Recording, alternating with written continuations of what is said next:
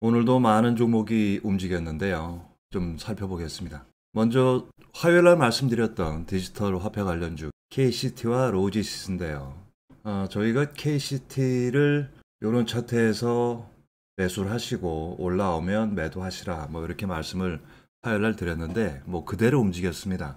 일단 20일 선에서 역배열이 나왔고 거기서 바닥을 다지면서 양봉이 나오면서 올라갈 준비를 하는 이런 모습에서 매수를 하시면 단기에 매매 수익이 좀 나올 수 있다. 그렇게 화요일에 말씀을 드렸는데요. 그 후로 쭉 올랐고요. 로지시스도 똑같은 모습입니다. 뭐 그 이유는 뉴스가 장전에 나왔고요.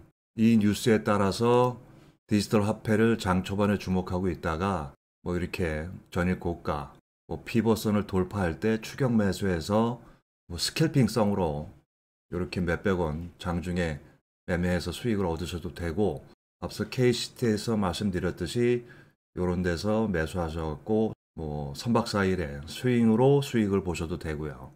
그런 부분은 참고하시고요. 그리고 비트코인에 관련된 종목들은 오늘 안 좋았습니다.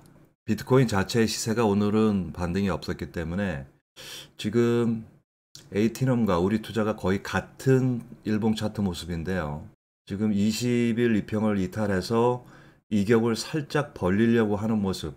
차트로 보면 요 갭, 돌파 갭을 지금 메웠다. 그러니까 여기서 일단 하락이 좀 멈췄으면 좋겠는데 하는 생각은 드는데, 일단 에너지상으로는 한 번 더 밀릴 자리가 좀 있어 보여서 일단 그렇게 되면 단기에 이격이 좀 더 벌어지기 때문에 그 부분을 감안해서 하락이 멈추는 걸 확인하시고 그때 매수 타임을 좀 보셔야 될 것 같고요. 에이티넘과 오기투 또 다른 창투주들도 아마 비슷한 모습일 거고요. 그 다음에 일로이스가 오늘 장 초반에 강했습니다. 시초가가 18%로 시작을 했는데 디즈니 관련 얘기가 오늘 장 전에 나왔죠. 뭐 디즈니가 5월 달에 뭐 본격적으로 사업을 뭐 발표할 거다. 이런 루머가 돌아서 물론 어제 시간의 상승도 영향이 있었겠습니다만 3분봉 22평에서 지지받고 반등을 좀 했죠. 그리고 다시 밀렸는데요. 뭐 일봉상으로 놓고 보면 거의 같은 패턴이죠. 뭐 몇 번씩 말씀드립니다만 전 거래량의 매물들을 한번 조정받고 그리고 또 다시 갈 수 있는 모양. 21선에서 지지를 받고 옆으로 횡보하고 에너지를 모아서 한번 쐈고 여기서 거래량을 좀 소화하고 또 조정받다가 다시 갈 수 있는 모양. 그러니까 일로이스는 지금부터 눌림목에서 본격적으로 관심을 좀 가지셔야 될 타임 같고요. 오늘도 철강주가 좋았습니다. 뭐 글로벌 철강 수요가 계속 급증하고 있고 철광석 가격이 오른다는 소식 때문에 오늘도 철강주 전반이 좀 나쁘지 않았죠. 물론 장 초반의 모습이었습니다만 NI스틸도 장대 양봉 후에 밀리지 않고 옆으로 횡보하다가 일봉상 보합권에서 시작을 했죠. 그리고 나서 다른 종목들 뭐 서면철강이니 포스코 강판이니 뭐 이런 종목들이 움직이니까 따라갔죠. 피보 2차에서 저항을 좀 부딪히고 다시 내려왔는데 조정이 5일선까지 내려온다면 이 철강주들은 다시 갈 가능성이 좀 있습니다. 저희는 문배 철강을 장 초반에 들어갔는데요. 5,950원 전으로 여기서 철강주의 흐름을 좋게 보고 문배를 골라서 계속 분할 매도를 했고요. 여기까지 피봇 2차 전까지 계속 분할 매도를 했습니다. 장 초반에 이렇게 어느 업종 이런 것들이 움직이는 모습을 캐치하는 건 좀 경험이 필요하긴 한데요. 이런 연습을 자꾸 하시면서 어느 테마가 움직인다, 어느 업종이 움직인다. 그러면 머릿속에 미리 준비해 놓은 종목으로 바로 들어가시는 그런 매매를 좀 권장드리고요. 일봉상의 모습은 조정, 장대 양봉 후에 윗꼬리로 조정받고 어제 하루 조정, 그리고 다시 양봉. N자형 패턴과 좀 비슷한 모습이긴 하죠. 그리고 화요일날 저희가 팜스토리를 말씀을 좀 드렸을 겁니다. 대창과 이구산업처럼 움직일 가능성이 되게 높다 이렇게 말씀을 드렸는데요.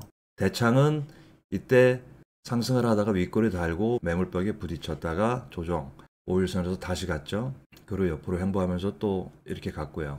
근데 이 모습이 지금 팜스토리와 미래에서 나온다 그럴 것이다 라고 말씀을 드렸는데, 일단 팜스토리는 오늘 5일선까지 조정을 받았습니다. 장초반에 5일선 지지를 받고 그리고 옆으로 쭉 횡보하면서 거래량을 조금씩 소화하는 모습이었고요. 저희는 어제 종가에 어제 종가에 5,060원에 아마 체결이 됐을 텐데 갑자기 좀 확 밀려서 체결이 돼서 좀 싸게 샀습니다. 근데 오늘 미래생명은 장 초반에 조금 강하게 시작했죠. 그러면서 계속 올라가길래 분할 매도했죠. 뭐 저희들은 늘 분할하니까 여기까지 5,770원까지 5,370원부터 100원 단위로 계속 매도를 했습니다. 요 선에서는 전량 매도를 했고요. 팜스토리가 좀 대장일 것 같았는데 미래생명이 일봉상 뭐 12평, 22평까지 조정을 받아서 오늘 반등이 나왔다. 근데 내일은 팜스토리가 돌 가능성이 좀 높다 이렇게 보고 있고요. 오늘도 진단키트에서는 엑세스와 팜전이 좀 좋았습니다. 팜전이 옛날에 우리들 제약인데요. 우리들 제약이 엑세스의 지분을 갖고 있죠. 그래서 엑세스 바이오가 올라가면 팜전이 올라가는 뭐 그런 쪽인데 엑세스는 이미 실적을 발표했는데 그 실적이 좋았다. 그래서 장대 항목이 나오고 눌림목 조정 후에 N자형 패턴으로 가고 있고요. 이 종목이 지금 과열 종목이라 30분 단위로 거래가 되는데 세력이 막강합니다. 이 세력이 과거에 주봉상 보시면 5,000원 이하에서 6만원까지 10배를 올렸던 그 세력이 맞다면 또다시 한번 랠리를 하는 게 아니냐 뭐 이런 얘기가 정보팀 사이에서 있어서 선수들은 좀 장중에 올라가는 걸 보면서 추격을 한 것 같은데요. 초보자분들이나 좀 경험이 없으신 분들은 과거에 10배 올라갔다고 이번 상승도 10배다 뭐 이렇게 예단하시면 안 되고요. 내일 정도면 과열 마지막 날이긴 한데 그래도 연장이 될 가능성이 있으니까 그런 부분은 참고하셔서 좀 피하시고 엑세스 같은 것들이 지금 진단키트 내에서 힘을 쓰니까 다른 진단키트 종목들을 관심을 갖는 게 좋아 보이고요. 그 다음에 오늘 클리노믹스가 호재로 상한가까지 갔는데 일단 뉴스 먼저 보시죠. 조직검사 없이 혈액으로 암 조기 진단. 기사 제목은 상당히 섹시합니다. 좋은 내용 같은데요. 상한가까지 갔는데 먼저 대량 거래에 일어난 요 부분의 매물대에 부딪혀서 아마 조정을 보인 거다. 저는 개인적으로 그렇게 판단이 되고요. 저는 내일 예상을 마이너스는 안 나올 거다. 플러스에서 시작해서 조금 올리든가 아니면 다시 빠진 윗꼬리만큼 다시 랠리를 하든가 전 되게 좋게 보고 있고요. 내일이든 모레든 이 종목은 재료가 상당히 좋다. 그래서 이 재료 갖고 여기서 멈출 것 같지는 않다. 그러니까 관심을 갖고 좀 보셔야 될 종목 같고요. 그 다음에 오늘 동방과 KCTC가 좀 올랐죠. KCTC는 상한가를 들어갔는데 동방도 같이 올랐습니다. 오른 이유는 연말까지 화물 대란이 지속된다. 뭐 이런 얘기 때문에 올랐다고 하는데 뭐 그런 부분도 있을 수 있겠지만 제가 보기에는 내일 거리두기가 발표가 되는데 지금 현재는 현행 단계가 그대로 유지될 거다라는 전망인데요. 혹시나 거리두기가 확대될 거에 대비해서 오른 부분도 있지 않나 그렇게 판단이 되고요. 그런 부분이라면 내일 골판지 쪽 계속 말씀드리고 있는 골판지와 택배 중에 택배 쪽 물류 쪽으로 움직였으니까 이제 남은 건 골판지 하나다. 그래서 영풍제지와 한국패키지가 혹시나 내일 움직일 가능성을 또 한 번 말씀을 드리고요. 저는 개인적으로 한국패키지를 종가에 들어갔습니다. 그 부분도 참고하시고요. 그 다음에 어제 바이넥스를 말씀을 드렸죠. 이제 남은 건 바이넥스 하나밖에 없다. 스푸트니크와 계약이. 근데 오늘 장중에 그런 내용이 돌면서 장 초반에 좀 강했습니다. 거의 10%가 나왔고요. 그런데 추가적으로 뭐 확실한 기사나 계약이 없으니까 또 내려왔는데 말씀드린 내용 그대로 바이넥스는 아직 계약이 남아 있습니다. 3만원 전후에서 움직이는 요 상태가 또 찬스가 오면 매수 후에 발표 때까지 기다려 보시는 전략은 아직도 유효하다고 판단이 되고요. 어저께부터 저희한테 정보가 들어온 게 뉴에 관한 정보였는데요. 뉴가 디즈니랑 뭐 드라마인지 영화인지 뭐 합작을 할 것이다 라는 얘기가 들어와서 오늘 뉴를 실전팀에 12,300원에 매수 추천을 드렸습니다. 12,300원이니까 한 요 정도 됐겠죠. 여기서 그러고 좀 올랐다가 쭉쭉 내려오는데 저는 개인적으로 이렇게 스탑로스를 항상 걸고 있어서 12,300원에 샀는데 11,850원에 자동 스탑이 돼버렸어요. 그래서 다시 살까 하다가 또 이렇게 스탑로스가 한번 된 종목은 재면서 하는 게 좀 조금 쉽진 않거든요. 그런데 이렇게 쭉 오르면서 끝났고 장 마감 후에 공시가 나왔습니다. 디즈니랑 660억의 드라마 제작을 2편 한다고 공시가 떴죠. 그래서 지금 시간에서 상한가를 들어갔네요.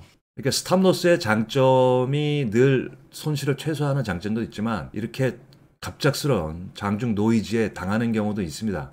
뭐 제가 손해봤는데도 이런 말씀을 드린 이유는 12,300원에 사서 14,550원에 팔면 2,000원인데요. 수익률이 상당하죠. 그런데 그 놓친 걸 부끄럽지만 말씀드린 이유는 스탑로스는 이런 안 좋은 부분이 있지만 그래도 열의 7, 8은 손실을 막아주는 기능이 있으니까 그 스탑로스를 항상 장전에 설정하시고 뭐 저처럼 이렇게 장중에 노이즈에 의해서 나갔다 그러면 재매수하는 그런 센스도 생각해 보시는 게 어떨까 싶네요. 그리고 셀트리온이 계속 밀리고 있는데요. 5월 3일 공매도 재개 때문에 코스닥의 대표주나 코스피의 대표주들은 공매도 우려로 미리 먼저 하락하고 있는 거 이런 부분을 좀 참고하시고요.